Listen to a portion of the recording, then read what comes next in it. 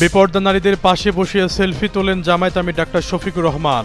চরমোনাই পীরের বিস্ফোরক মন্তব্য, নেট দুনিয়ায় আলোচনা সমালোচনার ঝড়। নির্বাচনে পেশাদারিত্ব বজায় রেখে কাজ করতে হবে, সেনা সদস্যদের উদ্দেশ্যে জেনারেল ওয়াকারুজ্জামানের স্পষ্ট বার্তা।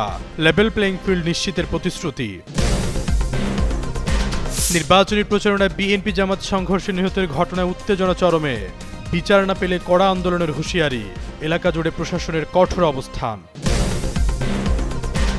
জামায়াত আমিরের সঙ্গে বৈঠক করেছেন ঢাকায় নিযুক্ত নতুন মার্কিন রাষ্ট্রদূত। যে সরকারি ক্ষমতায় আসুক তাদের সাথে কাজ করার বার্তা ওয়াশিংটনের। ঢাকা ৮ আসনে নাসিরউদ্দিন পাটোয়ারির সঙ্গে মির্জা আব্বাসের বাগযুদ্ধ, পাল্টাপাল্টি অভিযোগে উত্তপ্ত রাজনৈতিক পরিস্থিতি। বিএনপির নেতাকর্মীদের হামলায় শেরপুরের শ্রীবর্দী উপজেলা জামায়াতের সেক্রেটারি ও ফতেহপুর ফাজিল মাদ্রাসার আরবি প্রভাষক মাওলানা রেজাউল করিমের নিহতের ঘটনায় বিবৃতি দিয়েছেন চরমোনাই পীর ও ইসলামী আন্দোলন বাংলাদেশের আমির মুফতি সৈয়দ মোহাম্মদ রেজাউল করিম। চরমোনাই পীর ওই ঘটনায় শোক প্রকাশ এবং শোকাহত পরিবারের প্রতি সহমর্মিতা জ্ঞাপন করেন। একই সঙ্গে এ সহিংসতার ঘটনায় উদ্বেগও জানিয়েছেন তিনি বলেন, শেরপুরের ঝিনাইগাতিতে চেয়ারে বসার মতো তুচ্ছ বিষয়কে কেন্দ্র করে যে ধরনের সহিংসতা ঘটেছে এবং বাংলাদেশ জামায়াতে ইসলামীর একজন নেতাকে যে নৃশংসভাবে হত্যা করা হয়েছে তা উদ্বেগজনক। বৃহস্পতিবার ইসলামী আন্দোলন বাংলাদেশের কেন্দ্রীয় প্রচার ও দাওয়া সম্পাদক শেখ ফজলুল করিম মারুফের পাঠানো এক বিবৃতিতে তিনি এই উদ্বেগ প্রকাশ করেন। বিবৃতিতে চরমোনাই পীর বলেন, জুলাই গণঅভ্যুত্থানের পরে পরিবর্তিত রাজনৈতিক সংস্কৃতিতে এই ধরনের নৃশংসতা জাতিকে হতাশ করেছে। এই ধরনের পরিস্থিতি এড়ানোর জন্য রাজনৈতিক দল ও আইনশৃঙ্খলা বাহিনীকে আরও দায়িত্বশীল ও সতর্ক আচরণ করতে হবে।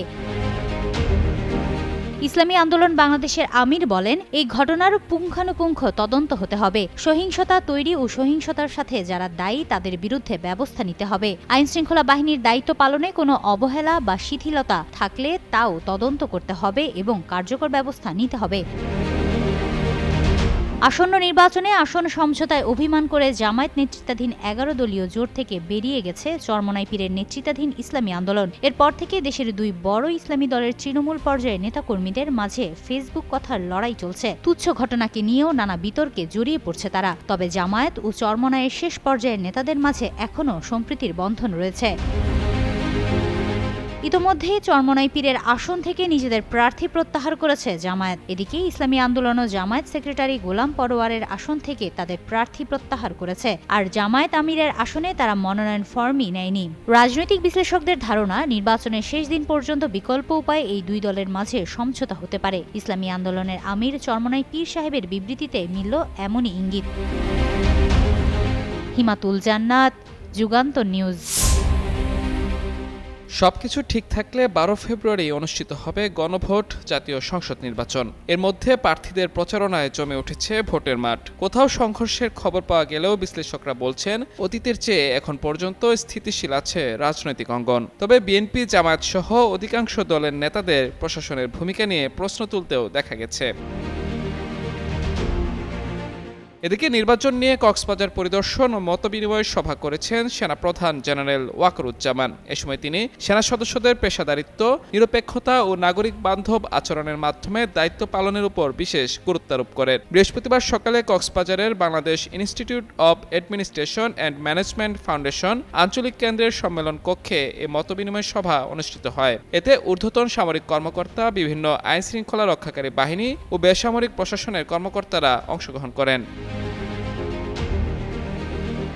মতবিনিময়কালে আসন্ন নির্বাচন শান্তিপূর্ণ, নিরপেক্ষ ও সুষ্ঠুভাবে সম্পন্ন করার লক্ষ্যে আন্তঃপ্রাতিষ্ঠানিক সমন্বয় এবং সামগ্রিক নিরাপত্তা ব্যবস্থা নিয়ে আলোচনা হয়। সেনাপ্রধান দায়িত্ব পালনের ক্ষেত্রে শৃঙ্খলা ও ধৈর্যের পরিচয় দেওয়ার নির্দেশ দেন। এছাড়া পরিদর্শনকালে সেনাপ্রধান general Wakeruzzaman in aid to the civil পাওয়ার এর আওতায় মোতায়েনকৃত সেনা সদস্যদের কার্যক্রম সরেজমিনে পর্যবেক্ষণ করেন এবং প্রয়োজনীয় দিক নির্দেশনা দেন। এ সময় সেনা সদরের সামরিক সচিব, রামু ১০ পদাতিক ডিভিশনের জিওসি ও এরিয়া কমান্ডার, বাংলাদেশ বিমান বাহিনী কক্সবাজার বেজের এয়ার অফিসার কমান্ডার, চট্টগ্রাম বিভাগীয় কমিশনার সহ সেনা সদর, বেসামরিক প্রশাসন ও আইনশৃঙ্খলা রক্ষাকারী বাহিনীর ঊর্ধ্বতন কর্মকর্তারা উপস্থিত ছিলেন। এর আগে গতকাল সেনাপ্রধান আসন্ন নির্বাচন ও গণভোট উপলক্ষে সার্বিক আইনশৃঙ্খলা পরিস্থিতি মূল্যায়ন এবং in aid to the civil পাওয়ারের আওতায় মোতায়েনরত সেনা সদস্যদের পরিদর্শনের লক্ষ্যে পটুয়াখালী ও খুলনা পরিদর্শন করেন। পরিদর্শনকালে সেনাপ্রধান মোতায়েনকৃত সেনা সদস্যদের কার্যক্রম সরেজমিনে পর্যবেক্ষণ ও প্রয়োজনীয় দিক নির্দেশনা দেন এবং অসামরিক প্রশাসনের সঙ্গে মতবিনিময় করেন। মাহমুদুর রহমান, যুগান্তর নিউজ।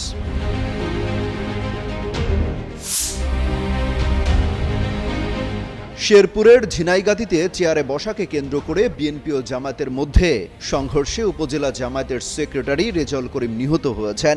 এ নিয়ে গোটা জেলায় রীতিমতো তোলপাড় শুরু হয়েছে। অন্তর্বর্তী সরকার এই ঘটনায় গভীর উদ্বেগ প্রকাশ করেছে। বৃহস্পতিবার সরকারের এক বিবৃতিতে বলা হয়, সহিংসতার সঙ্গে সম্পৃক্ত যে কোনো প্রাণহানি অগ্রহণযোগ্য এবং গভীরভাবে দুঃখজনক। বিবৃতিতে আরো বলা হয়েছে, জাতীয় নির্বাচনের আর মাত্র 2 সপ্তাহ বাকি। সরকার বিএনপি ও জামাত সহ সব রাজনৈতিক দলকে দায়িত্বশীল নেতৃত্ব প্রদর্শন এবং তাদের সমর্থকদের মধ্যে সংযম নিশ্চিত করার আহ্বান জানায়। গণতান্ত্রিক প্রক্রিয়ায় সহিংসতা, ভয়ভীতি প্রদর্শন ও প্রাণহানির কোনো স্থান নেই। সরকারের পক্ষ থেকে আরো বলা হয়, শেরপুরের পুলিশ সংঘর্ষ ও হত্যাকাণ্ডের তদন্ত শুরু করেছে। দোষীদের বিচারের আওতায় আনা হবে। জেলায় নিরাপত্তা জোরদার করা হয়েছে। এতে আরো বলা হয়, শান্তি বজায় রাখা, আইনের শাসনকে সম্মান করা এবং শান্তিপূর্ণ ও গঠনমূলক উপায়ে ভোটারদের সম্পৃক্ত করতে সব দল, নেতা ও প্রচারকদের অবশ্যই তাদের ভূমিকা পালন করতে হবে। দেশের ভবিষ্যৎ নির্ভর করছে সব দিক থেকে শান্ত, শৃঙ্খলা ও গণতান্ত্রিক আচরণের উপর। অন্তর্বর্তী সরকার একটি শান্তিপূর্ণ, অবাধ ও সুষ্ঠু নির্বাচন নিশ্চিত করতে প্রতিশ্রুতিবদ্ধ বলেও বিবৃতিতে উল্লেখ করা হয়। অমিত হাসান রবিন, যুগান্তর নিউজ। বাংলাদেশ জামায়াতে ইসলামীর আমির ডাক্তার শফিকুর রহমানের সঙ্গে সৌজন্য সাক্ষাৎ করেছেন ঢাকায় নবনিযুক্ত যুক্তরাষ্ট্রের রাষ্ট্রদূত ব্রেন্ট ক্রিসেন্টসেন। বৃহস্পতিবার সকালে রাজধানী ঢাকায় জামায়াতে ইসলামীর বসুন্ধরা কার্যালয়ে এই সৌজন্য সাক্ষাৎ হয়। বৈঠকে বাংলাদেশে বিদ্যমান রাজনৈতিক ও অর্থনৈতিক পরিস্থিতি, শিল্প বাণিজ্য, আসন্ন জাতীয় সংসদ নির্বাচন, রাষ্ট্রীয় সংস্কার ও রোহিঙ্গা ইস্যু সহ ইত্যাদি বিষয় নিয়ে মতবিনিময় হয়। এ সময় ঢাকাস্থ যুক্তরাষ্ট্রের রাষ্ট্রদূত ব্রেন্ট ক্রিসেন্টসেন বাংলাদেশের অর্থনৈতিক উন্নয়ন এবং গণতান্ত্রিক অগ্রযাত্রা জামায়াতে ইসলামের ইতিবাচক ভূমিকার ভূয়সী প্রশংসা করেন। একই সাথে ভবিষ্যতে উভয় দেশের দ্বিপক্ষীয় সম্পর্ক আরও জোরদার হবে বলে তারা আশাবাদ ব্যক্ত করেন। বৈঠকে রাষ্ট্রদূত ক্রিসেন্টসেন জানান, আলোচনায় আসন্ন নির্বাচন নিয়ে জামায়াতের আমির ডাক্তার শফিকুর রহমানের দৃষ্টিভঙ্গি উঠে আসে। একই সঙ্গে তিনি উল্লেখ করেন, শান্তি ও সমৃদ্ধির অভিন্ন লক্ষ্য বাস্তবায়নে বাংলাদেশের সব রাজনৈতিক দলের সঙ্গে কাজ করতে আগ্রহী যুক্তরাষ্ট্র। এখন বলছে নির্বাচন গণনার ফলাফল 2-3 দিন লাগতে পারে। এটা আমরা কোনো পরিস্থিতিতে মেনে নেব না। এটা হলো কারচুপি করার প্রথম একটা লক্ষণ আমার মনে হচ্ছে। যাকে খুশি তাকে ভোট দেবেন, নিজের পছন্দ মতো লোককে ভোট দেবেন, কিন্তু ভোট দিন যাবেন দয়া করে। অধিকারটা প্রয়োগ করতে যাবেন, ডাক্তার হোক, নার্স হোক, রাজনীতিবিদ হোক, কুলি হোক, মজুর হোক, যেই হোক, এই ভোটের অধিকার প্রয়োগের দায়িত্ব তার রয়েছে, অধিকার তার রয়েছে। কিন্তু এই অধিকার ছিনিয়ে নেওয়ার জন্য আজকে দেশে একটি গ্রুপ, ওই 2008 সালে নির্বাচন হয়েছিল, আমাদের এই সময় খেয়াল আছে আপনাদের, ভোট হলো না কিন্তু জয়লাভ করলো একটি দল। একইভাবে যে যত কথাই বলুক, আমি স্পষ্ট বুঝতে পারছি যে নির্বাচনে ইঞ্জিনিয়ারিং করার জন্য একটা পরিকল্পনা হচ্ছে। আমরা নির্বাচন করেছি যখন, এর আগে আমাদের পোলিং এজেন্টরা নির্বাচনের ফলাফল লিখিতভাবে নিয়ে প্রিজাইডিং হাত থেকে নিয়ে তারপরে ঘরে ফিরেছে রাত্রি 7-8টার সময়, সন্ধ্যা 7-8টার সময়। আর এখন বলছে নির্বাচন গণনার ফলাফল 2-3 দিন লাগতে পারে। এটা আমরা কোনো পরিস্থিতিতে মেনে নেব না। এটা হলো কারচুপি করার প্রথম একটা লক্ষণ আমার মনে হচ্ছে। কারণ এই সরকারের কিংবা এই সরকারের মধ্যে কিছু কিছু লোক আছে যারা এখনো আওয়ামী লীগের কাজ করে, যারা ঘাপটি মেরে বসে আছে, যারা চায় প্রথমে চায় নির্বাচন না হোক, আর যদি হয় তাহলে যারা বিএনপি জিততে না পারে, বিএনপিকে হারানোর পরিকল্পনা তারা করতেছে। আর একদল লোক আছে যারা দেশের বাইরে থাকে, তারা নিজেদেরকে দেশপ্রেম করে দাবি করে, দেশপ্রেম করে দাবি করে। আসলে ওরা যাই থাকুক দেশে এবং বিদেশে, সোশ্যাল মিডিয়ায় যারা কথা বলেন, সকলেই দেশপ্রেমিক নয়, এটা বুঝতে হবে। দেশের জন্য এত প্রেম থাকলে দেশে আসেন না কেন? আপনারা দেশে আছেন, দেশে এসে নির্বাচন করেন, জনগণের মনোভাব বোঝার চেষ্টা করেন।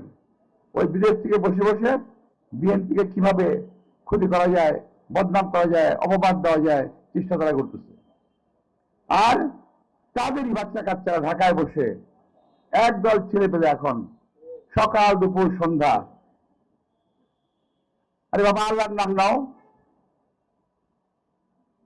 সারা দিনে তারা যতবার আল্লাহর নাম নেয় তার সাথে 1000 বেশিরভাগ নাম নেয় বিরোধী দলের, মির্জা আব্বাস কিংবা অন্য কোনো রাজনৈতিক দলের।